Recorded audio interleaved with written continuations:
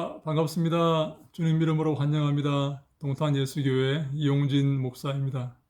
하나님의 사랑과 은총이 여러분들의 가정과 삶 위에 항상 넘치기를 기원합니다. 유튜브나 인터넷에 보면 11조 헌금에 대한 그런 내용을 담은 영상들이 많이 올라와 있는 것을 보게 됩니다. 그런데 대부분 그 영상들은 11조를 폐지해야 된다 하는 그런 내용을 담고 있는 영상들입니다. 11조를 해야 된다라는 영상은 별로 보이지가 않더라고요. 그런데 그들이 11조를 폐지해야 된다고 주장하는 그 근거로 들은 것이 바로 유럽의 국가들이 11조를 폐지했기 때문이다 하는 것입니다. 그래서 한국 교회도 11조를 할 필요가 없다 그렇게 주장을 하고 있었습니다.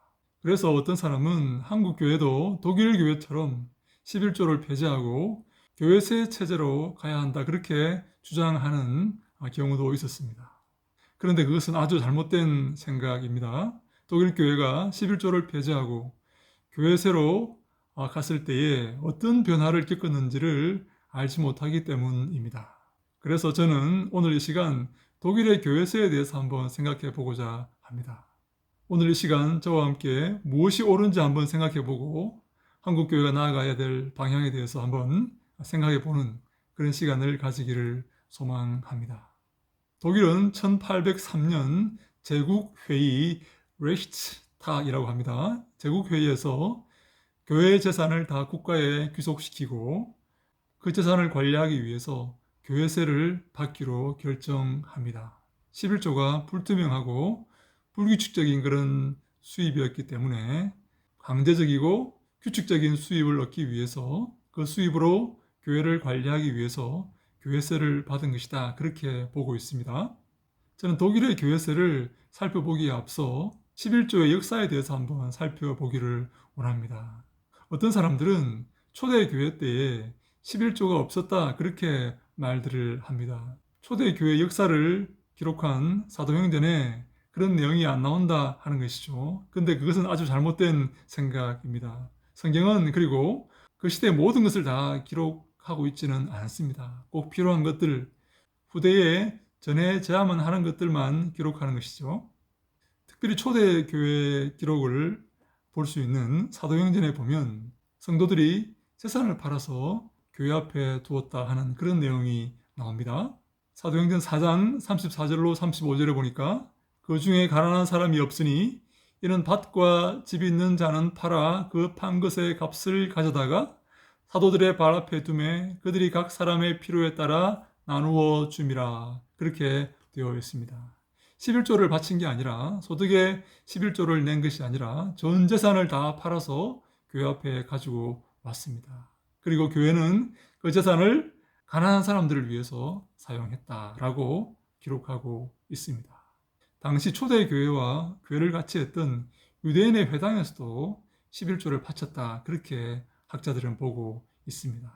왜냐하면 10명이 되어야지 회당을 세울 수가 있기 때문입니다. 구성원이 10명이 되어야만, 남자가 10명이 되어야만 회당을 이룰 수 있는데 그것은 바로 11조를 걷어서 율법 교사를 초빙하고 회당을 운영한 것이다 그렇게 볼 수가 있는 것입니다. 그 후 본격적인 초대교회가 시작되는 주 100년경에 기록된 디다케라는 그런 문서가 있는데요. 그 문서에 11조에 관련된 비슷한 내용이 나옵니다. 어떤 내용인가 하면요. 소산에 만물을 드려라 하는 그런 내용이 나옵니다. 만물이 무엇입니까? 처음 익은 열매, 처음 태어난 가축 그런 의미죠. 그 만물을 하나님께 드려라 하는 그런 내용이 나오는데요. 사실 이 내용은 의견이 엇갈립니다. 이 만물을 드리는 것이 11조를 의미하는 거냐, 그렇지 않느냐 하는 그런 논쟁이 있습니다. 저는 이 만물이 11조라고 봅니다. 왜냐하면 만물이라는 것은 첫 번째 소산이죠. 이 만물을 드린다는 것은 그 전체 수확이 하나님의 것이다 라는 그런 고백이 됩니다. 그래서 내 수익의 10분의 1을 드림으로써 이 수익이 하나님의 은혜이다, 하나님의 복이다라고 고백하는 그 11조의 정신과 맞아 떨어지기 때문에 저는 만물이 11조를 의미한다라고 봅니다. 그리고 3세기 초 교부인 큐프리아는 처음으로 성직자들의 재정적인 보조를 말하면서 11조가 그 좋은 대안이 된다 그렇게 말을 합니다. 기독교가 공인되자 많은 교부들이 11조를 주장하게 됩니다. 그리고 본격적으로 중세 시대에 들어가면 11조가 하나의 세금이 됩니다. 의무적인 과세가 되는 것이죠. 그래서 11조를 내지 않으면 교회에서 파문당한다 하는 그런 내용의 문서도 있습니다. 종교개혁 시기에도 당연히 11조를 했습니다. 루터는 11조를 폐지하지 않은 사람에게 구약의 말라기를 인용하면서 그들은 도둑이다 라고 이렇게 표현하면서 그들을 처벌해야 된다 라고 이렇게 말하는 그런 내용이 나옵니다. 칼빈이나 제빙글리도 마찬가지입니다. 그들은 11조를 주장했고 그들이 목회하는 교회는 11조를 당연히 내었습니다. 그런데 종교개혁이 일어나고 근세사회가 됨에 따라서 시민들의 목소리가 높아지고 그래서 권위에 대한 도전이 생기게 되고 그래서 11조를 폐지하는 그런 흐름이 이어집니다. 독일도 1803년 제국회의에서 11조를 폐지하고 교회 재산을 국가에 귀속시키며 그 재산을 운영하기 위해서 종교세, 교회세를 걷게 되는 것입니다. 독일의 교회세는 주마다 조금 다르지만 2%에서 4%, 즉 수입의 2 내지 4%의 금액을 종교세로, 교회세로 원천 징수해 간다. 그렇게 보시면 됩니다. 제 독일 친구는 3%의 종교세를 내고 있다라고 이렇게 말했던 기억이 있습니다. 대학을 졸업하고 입사를 하면 인사카드를 적는데 기독교란에 체크를 하면 월급에서 자동적으로 3% 정도의 금액이 빠져나가게 되는 것이죠. 독일은 그 교회세들을 모아다가 교회에 배분하면서 교회가 운영될 수 있도록 그렇게 하는 것입니다. 그래서 교회들은 그 종교세를 통해서 조성된 그 금액을 가지고 목회자 사례를 주고 또 교회를 보수하고 또 종교적 사업을 해 나가는 것입니다. 그런데 문제가 있습니다. 이것은 전적으로 자율적인 것이기 때문에 교회세를 거두면 사람들이 기꺼이 그 기독교란에 체크를 하고 교회세를 내려고 할까요? 아니면 체크하지 않고 교회세를 내지 않으려고 할까요? 여러분은 어떻게 생각하십니까? 여러분 같으면 기독교 이름을 밝히고 교회세를 내시겠습니까? 아니면 그냥 교회세를 내지 않겠습니까? 많은 독일 사람들이 교회세를 내지 않았습니다. 교회세를 내지 않으니까 교회가 운영이 안 됩니다. 그래서 교회가 자구책을 마련합니다. 교회세를 내도록 하기 위해서 여러 가지 방법을 사용하는 것이죠. 몇 가지가 있는데요. 첫 번째, 교회세를 안 내는 사람에게는 교회가 세례를 안 준다. 그렇게 정책을 세웁니다. 그 가정이 교회세를 안 내면 그 아이가 태어나도 유아 세례를 받을 수가 없는 것입니다. 그들은 강제적으로 세금을 걷지 않았습니다. 다만 세례를 안 줄 뿐이었습니다. 여러분 어떻게 생각하십니까?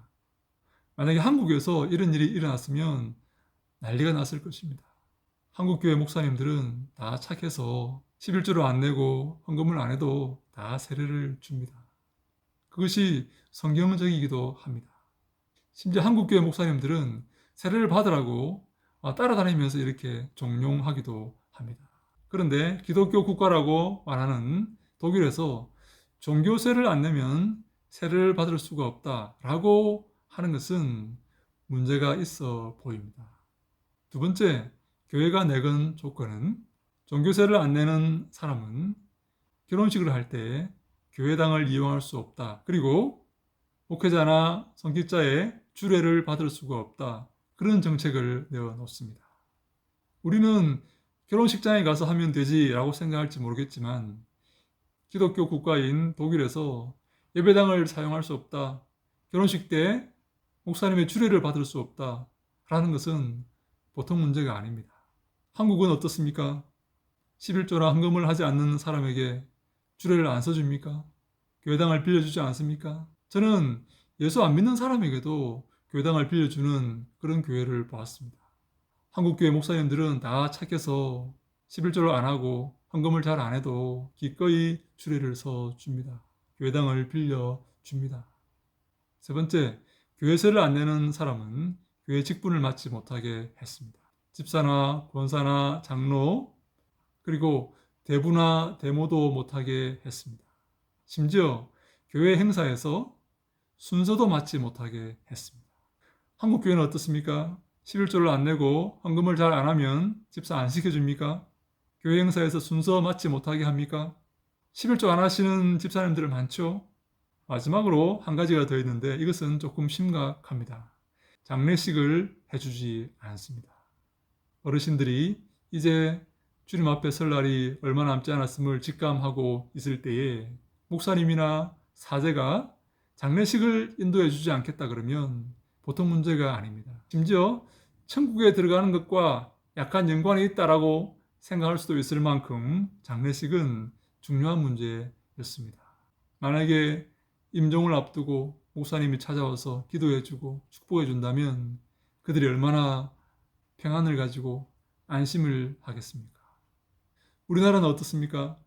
3% 내는 교회세를 안 내도 저렇게 여러 가지 문제가 생기는데 11조를 안 내는 사람에게 장례 서비스를 해주지 않는 교회가 있습니까? 그런 교회는 없습니다. 한국교회 목사님은 착해서 저 땅끝까지 가서 장례 예배를 드려줍니다. 그리고 장례를 도와주고 함께 장례를 치릅니다. 이렇게 독일에서 여러 가지 정책과 조건들을 만들었지만 그래도 사람들은 교회세를 내지 않습니다. 그리고 아예 교회에 나오지 않습니다. 그러니까 이제 주일 학교를 운영할 수가 없습니다. 학생도 없고 아이들도 없고 어른들도 젊은이들이 없습니다. 그렇다면 이제 교회에는 누가 남아 있습니까?